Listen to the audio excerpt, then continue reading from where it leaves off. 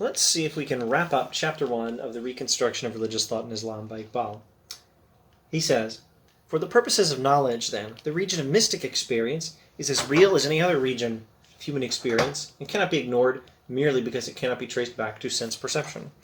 Mystical experience cannot be traced back to sense perception, and that does not disqualify it as a source of knowledge. Knowledge does not depend only on sense perception." We've discussed that with respect to knowledge of oneself and knowledge of other minds in a previous video. All right.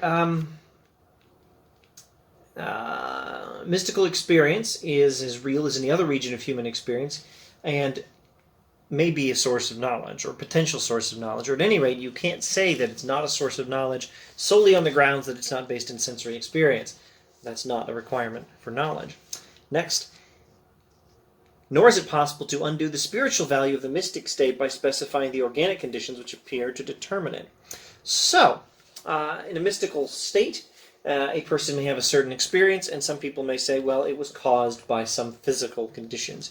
It was something in your brain, it was something in your kidney, something in your liver, something in your blood. There was a physical cause for you to have that experience, and some people will be inclined to say that that means we should discount religious experience, and Iqbal says, no. You can't undo the spiritual value of the mystic state by specifying the organic conditions which appear to determine it. He's drawing here from The Varieties of Religious Experience by William James. In early passages of The Varieties of Religious Experience, James makes exactly this argument. He says, even if it's true that a religious experience has some physical cause, some physiological cause, some bodily cause, even if I have a religious experience and the reason for my religious experience is some chemical in my brain, even if that's the case, you can't discount the religious experience on those grounds alone.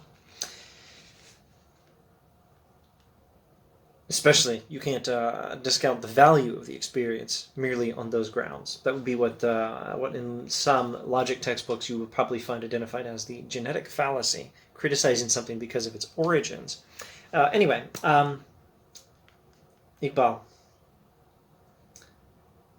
Even if the postulate of modern psychology as to the interrelation of body and mind is assumed to be true, it is illogical to discredit the value of the mystic state as a revelation of truth. Psychologically speaking, all states, whether their content is religious or non-religious, are organically determined. Here, like James before him, he's making an argument from epistemic parity, treat like things as like. So, hypothetically, what if religious experiences do have physiological causes? Does philosophical speculation not also have physiological causes, including the philosophical speculation that critiques religious experience on these very grounds? Does science not have physiological causes? Do our scientific beliefs not have physiological causes behind them? Psychologically speaking,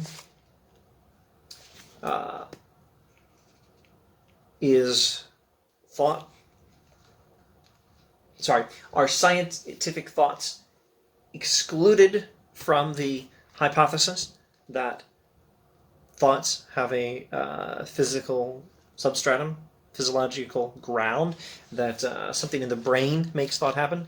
If that's the case, then, well, that's the case with science too. Scientific thoughts are also caused by these physical phenomena.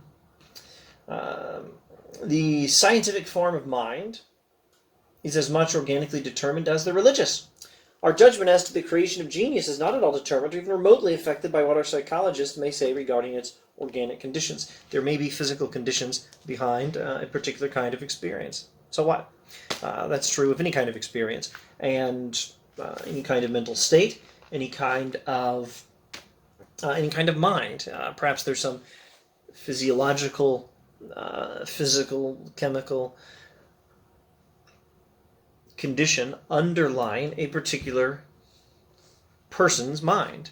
Well, if that's true of some religious weirdo, is it not true of Shakespeare? Is it not true of Beethoven? Is it not true of great minds as well? etc., etc. The truth is that the organic causation of our mental states has nothing to do with the criteria by which we judge them to be superior or inferior in point of value. And now he gets to James. Among the visions and messages, says Professor William James, some have always been too patently silly. Among the trances and convulsive seizures, some have been too fruitless for conduct and character to pass themselves off as significant, still less as divine. In the history of Christian mysticism, the problem how to discriminate between such messages and experiences of really divine miracles and such others as the demon in his malice was able to counterfeit, thus making the religious person twofold more the child of hell he was before, has always been a difficult one to solve. Needing all the sagacity and experience of the best directors of conscience. Here he's quoting William James at length on how the problem of evaluating religious experience is one religious people have not long known about, and there's a particular way we handle the question. In the end, it had to come to our empiricist criterion, by their fruits ye shall know them, and not by their roots. So there's Iqbal quoting William James. William James drawing from The Religious Affections by Jonathan Edwards, and James is also quoting from the New Testament in the Bible, Injil. Injil May, Jesus says, by their fruits you shall know them, and not by their roots. So forget this whole question of the supposed physical causes of a religious experience. What really matters is the value of the experience. And what really determines the value is the fruits of the religious experience, not the roots.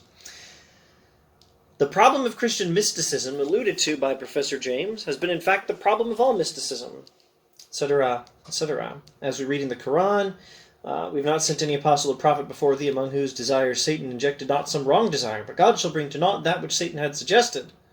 Thus shall God affirm his revelations, for God is knowing and wise, etc., etc. Oh, well, maybe not, etc. It is in the elimination of the satanic from the divine that the followers of Freud have done inestimable service to religion. Freud has served religion well by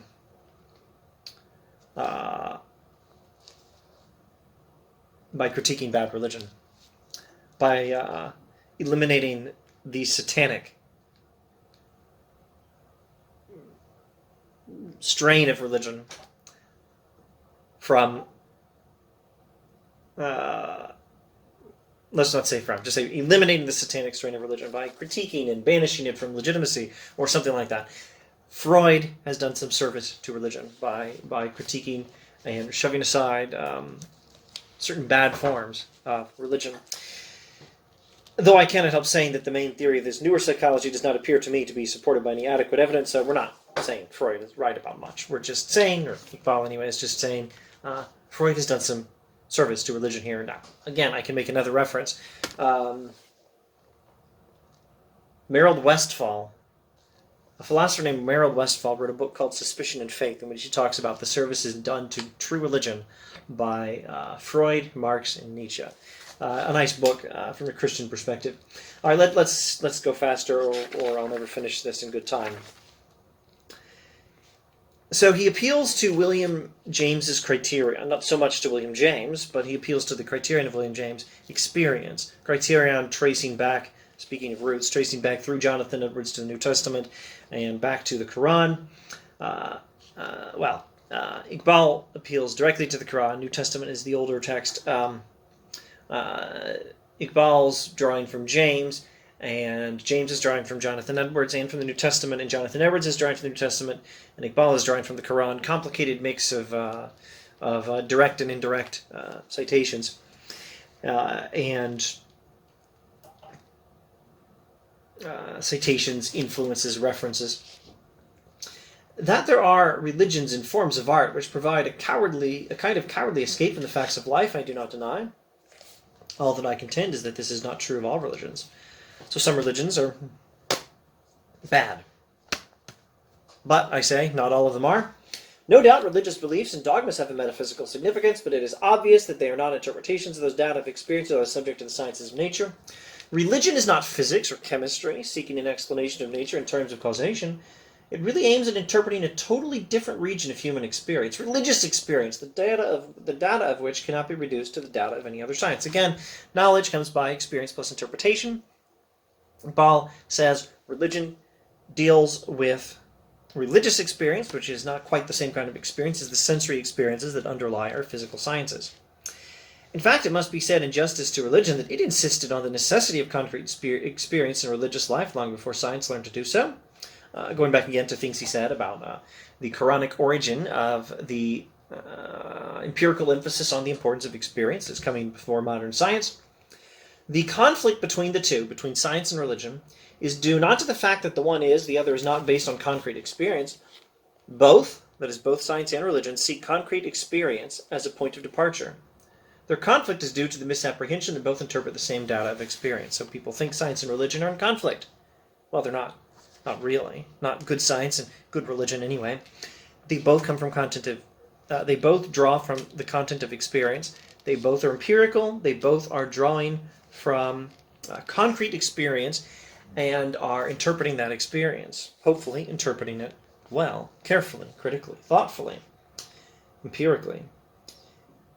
But people think there's a disagreement between science and religion because they think that they're both dealing with the same data of experience, but one's dealing with the data of religious experience, the other with the data of sensory experience.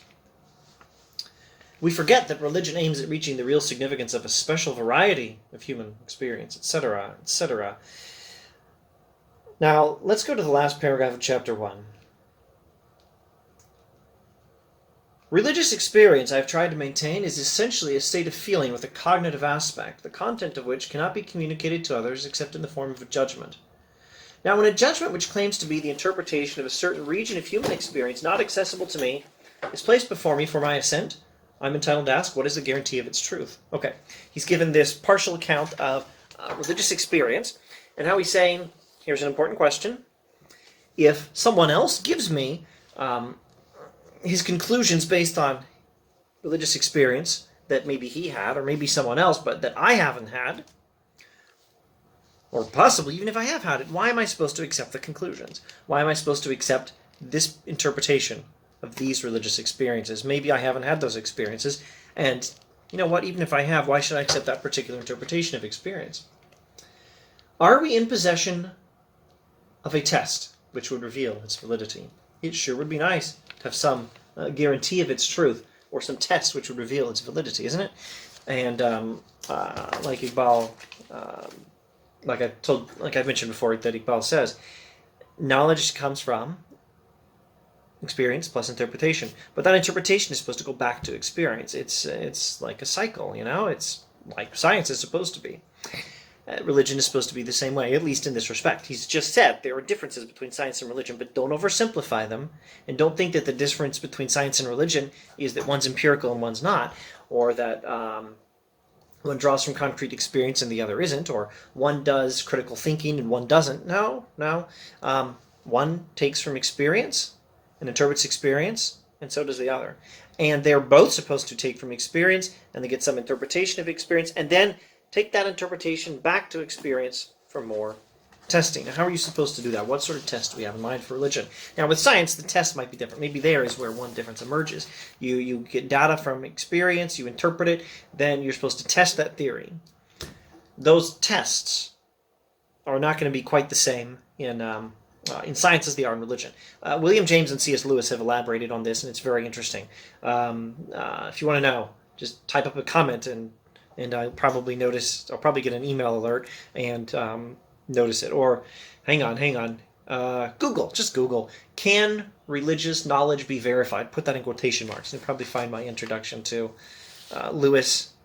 C.S. Lewis and William James on the subject. Anyway, now Iqbal is asking, what about that test? So we get data from experience, we interpret it, and then that interpretation ought to be tested somehow. How are we going to test our conclusions drawn from religious experience?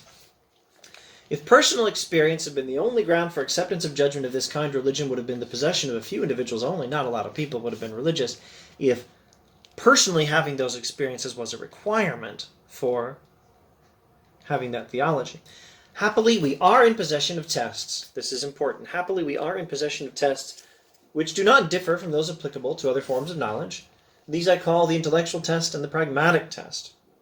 Now here, perhaps I should pause to say, maybe under some influence from William James and C.S. Lewis, I departed from Iqbal there, stating that those tests in science and those tests in religion are going to be a bit different. But maybe not. One is going to be controlled laboratory test with sensory experience. That's the scientific test of a theory derived from experience, from sensory data. But that's just because of the kind of theory we're testing. Where you're drawing it from sensory experience and taking it back to sensory experience for scientific knowledge. Well, for religious knowledge, we take it from experience and we take it back perhaps to a similar kind of experience, not so much to sensory experience. But this is going to be, Iqbal says anyway, this is going to be not much different.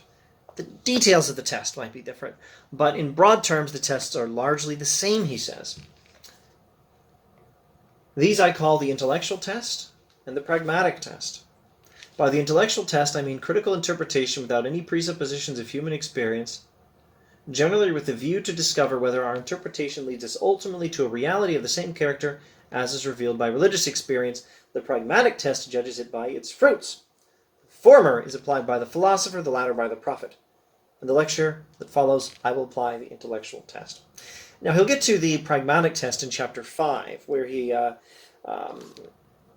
looks at the test that is applied by a prophet, where we judge a religious theory by its fruits. That's an important test. In the next chapter, he's going to say, in the next chapter, he's going to apply what he calls the intellectual test, which again means critical interpretation without any presuppositions of human experience. Oh, wait, let me pronounce this differently. By the intellectual test, I mean critical interpretation without any presuppositions of human experience, generally with the view to discover whether our interpretation leads us ultimately to a reality of the same character as is revealed by religious experience. So we have religious experience. We draw some interpretation. We have religious experience. We draw some theory from that experience by interpreting it, and then we take that theory back for testing. Now, it's the pragmatic test, really, that is testing the religious experience. Sorry, it's the pragmatic test that's testing, building off of what William James says about testing religious experiences by their fruits. It's the pragmatic test that tests a religious view in future experience. But the intellectual test also involves experience. It means critically interpreting the theory without presupposition, with the view to discover whether it leads us ultimately to reality of the same character as is revealed by religious experience. I'm going to have to pause and think through a better way of paraphrasing that. And I've decided to just go with my own marginalia. Here's my paraphrase of that intellectual test. Do we experience the same kind of reality as religious experience reveals? All right, so I guess that's just about it for chapter 1. Sensory experience is one kind of experience. Religious experience is another. With both kinds of experience, we can get knowledge by interpreting experience. With both kinds of knowledge, we need to take those things back to experience for more testing. There are two ways of testing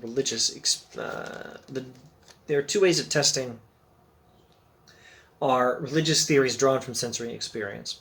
One is the pragmatic test, which we'll look at in chapter 5, where we judge a prophetic revelation by its fruits.